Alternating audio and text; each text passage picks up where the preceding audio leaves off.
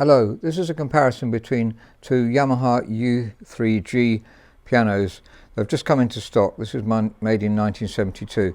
I'm afraid the other one's in a different location, so I'm going to do the video on this one, and then I'll put links at the bottom so you can jump from one to the other to try and get an idea of the tone of them.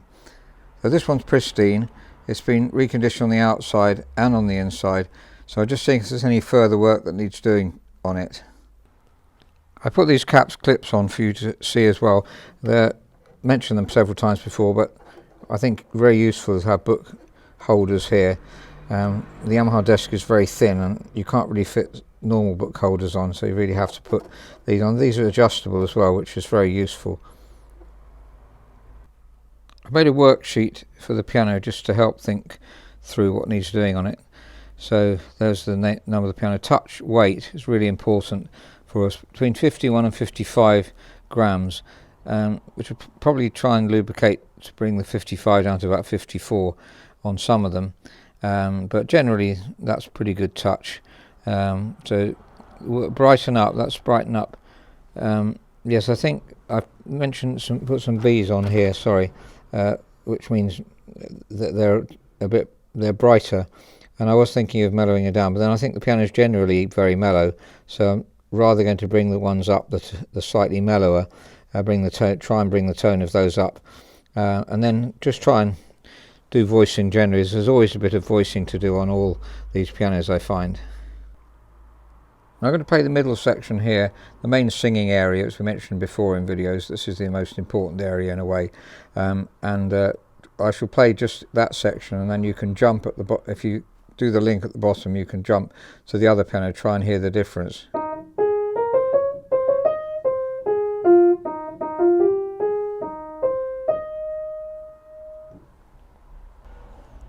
While I'm in this location, you might as well compare that with some other pianos. This is a Knight, one of our favourite makes of smaller pianos.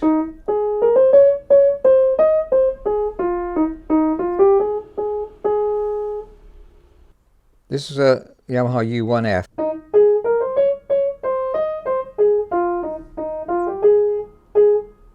And the new Feurich 122.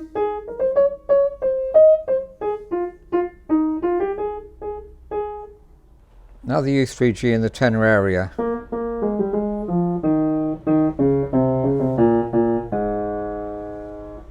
And the Knight.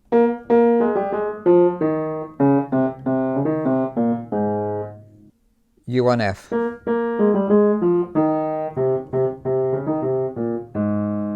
Feurich 122.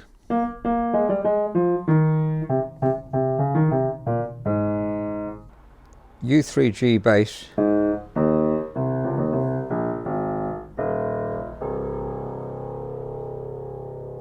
(1978) Knight.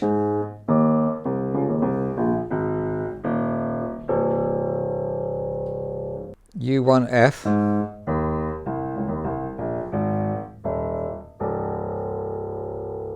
Feurich 122.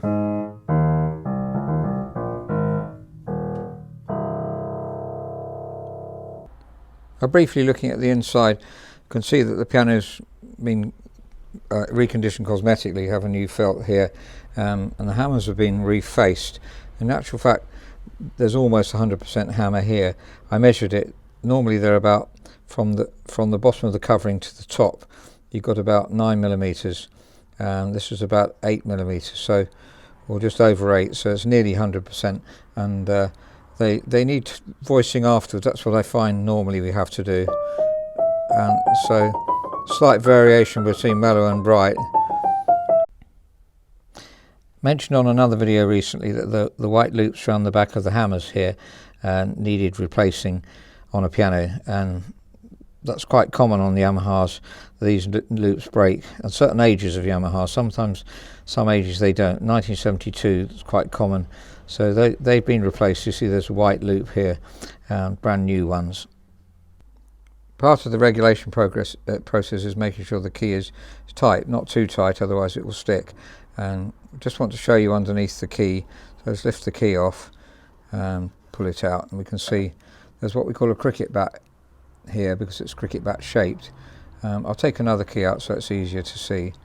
Let's take this, that's C out, let's take D out. And by the way, there's a metal base to Yamaha key beds here have a metal base. Older pianos don't tend to have a metal base. Haven't found that it makes any real difference, but obviously they're trying to make a good piano, so put metal base. Feurich do the same. I don't know if you can comment on that if you're a technician, but older pianos tend not to have them, and I don't think it really makes any difference. If you look at the cricket back there, it's been turned sideways slightly. It's not quite straight here, it's just slightly at an angle, and that's to take up any slack that there was on the key. So there's a slight wear on the keys there, and not very significant, but taking up any slack that there was. Just before we play this piano, I remember now that this one has the original bass strings, and the other U3G we're going to look at has new bass strings. So let's listen to this, see if we can hear the difference. Here the bass on this 1972 U3G.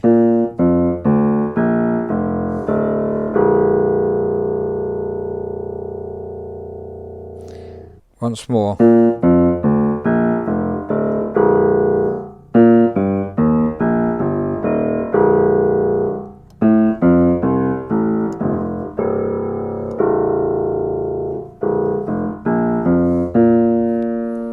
So keep that in mind. You can click on the bottom and jump to the bass on the other one.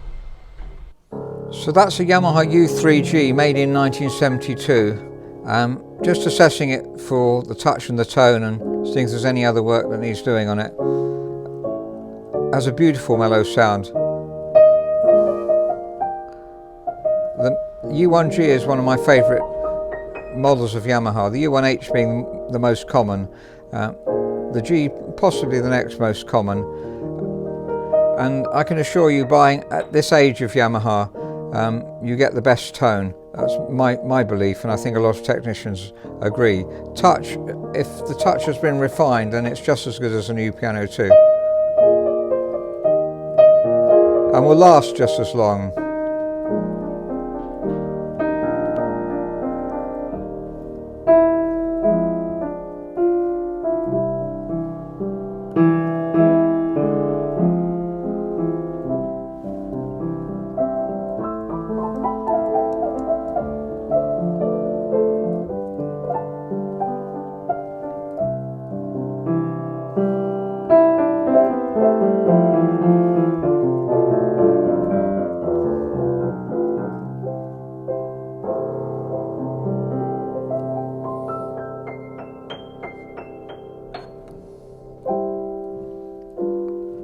Now there'll be a link at the bottom to be able to jump to where this piano was played, and to compare it with the other U3G that we're about to look at now. So sorry, they're in different locations and I can't put them alongside each other the normal way, but there will be links to be able to click to the middle area, the tenor area, the bass, and the whole piano. Hello, we're now at the other location, and this is the other Yamaha U3G, also made in 1972, very slightly older piano, but not really much difference in age, so that's not a significant factor. So let's see what sort of differences we can find in the touch and the tone. Now, I was surprised to find on this one that the touch weight here is 60 grams, so that's very slightly less than 60. Let's take off 4 grams, so that's 56, and it's just about going down. So between 56 and 60, let's see if there's any more 56s. Which is too heavy. I've tried lubricating middle C and didn't manage to reduce it more than about 1 gram or so. So we've either got to put lead weights in the keys or return the piano to the trade supplier, one or the other. Putting lead weights in the keys is quite a long job, so I might ask the trade supplier if he wouldn't mind taking it back, which he will do. So we have a good relationship with them. So that's useful. There's a trade supplier outside the UK who we've used for some time now.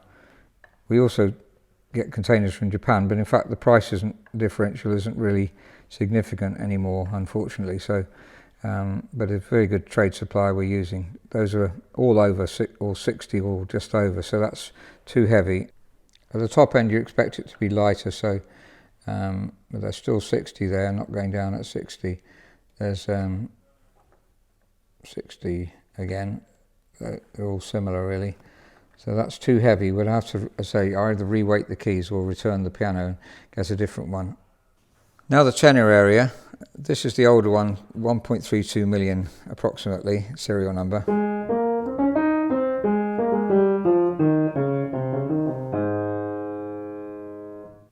Now the bass. Remember, this has got new bass strings. Just play it once more.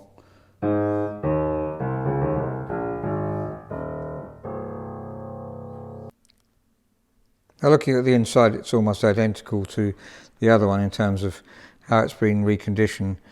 Say new Celeste again, the hammer refaced, similar amount of hammer felt left. So that's good news. And the weight is the main problem here. I have lubricated middle C just to see if we could reduce the weight, and say it didn't reduce it very much. So the only other way of reducing it is to put lead weights in the keys. The dampers are possibly lifting off a bit earlier on this one too than they were on the other one, and that'll affect the feel of the touch, though they're quite well regulated generally.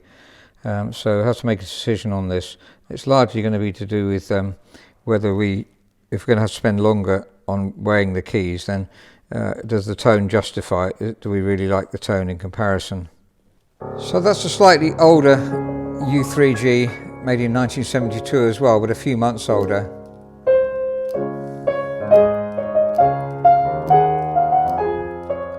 So just trying to decide what the tone differential is.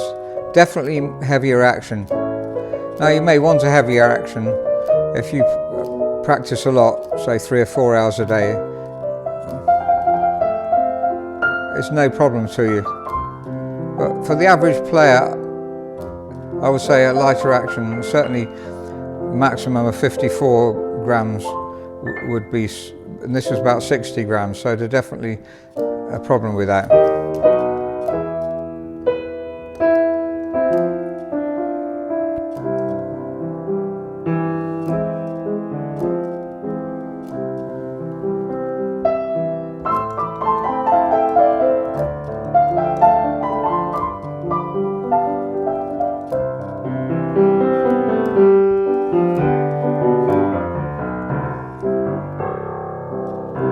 There's the new bass strings.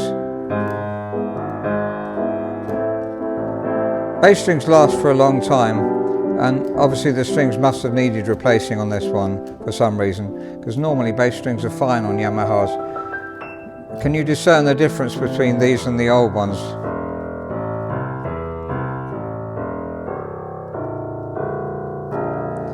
Very similar really.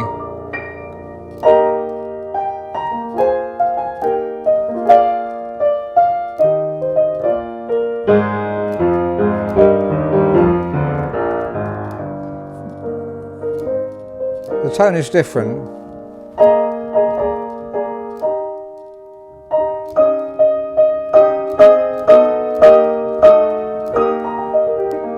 Slightly brighter, inspiring in a different sort of way. I really love the other one, the mellowness of it, and I really got to play both of them for a long time to decide which one I like the best.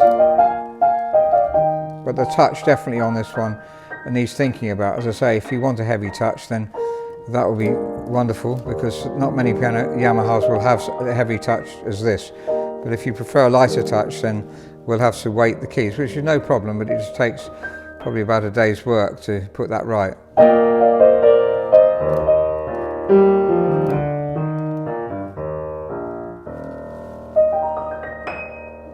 Thank you very much for listening. Now, as an afterthought, if you want to buy a piano, at the time you can't come and see the piano, so we understand that, and we're selling a lot of pianos without people coming to see them. It's more difficult obviously to choose, so we always give the option to try the piano out first if you want to do that. It'll be more economical if you do buy outright, and we still give the option to change the piano within a year anyway for any other piano. So please write to us, info@robertspianos.com, with what you'd like to do, any questions. If you want another video, if you want to make a video call while I'm in front of the piano, that will be fine as well.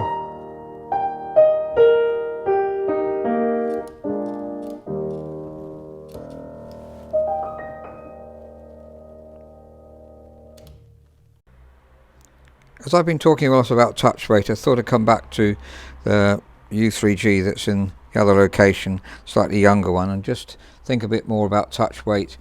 So coming back to this piano, we mentioned that this was about 55 grams. This is 55 grams. You can touch underneath the keyboard to just overcome the initial inertia, and that's 55 grams.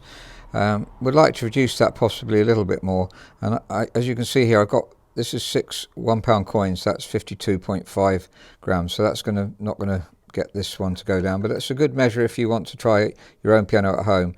That's 6 £1 coins, 52.5 grams, and we'll see that this one here goes down with that weight. So there's definitely a slight unevenness here, which we try and improve, mainly reducing the weights of the keys that are too heavy. On this new Feurich 122, the 55 grams easily makes the key go down, and that's going to be the same on all of them. So you can see the weight of this is slightly lighter. So even my 52.5 gram weight using the coins, that makes it go down. Even with the 52.5, it still goes down.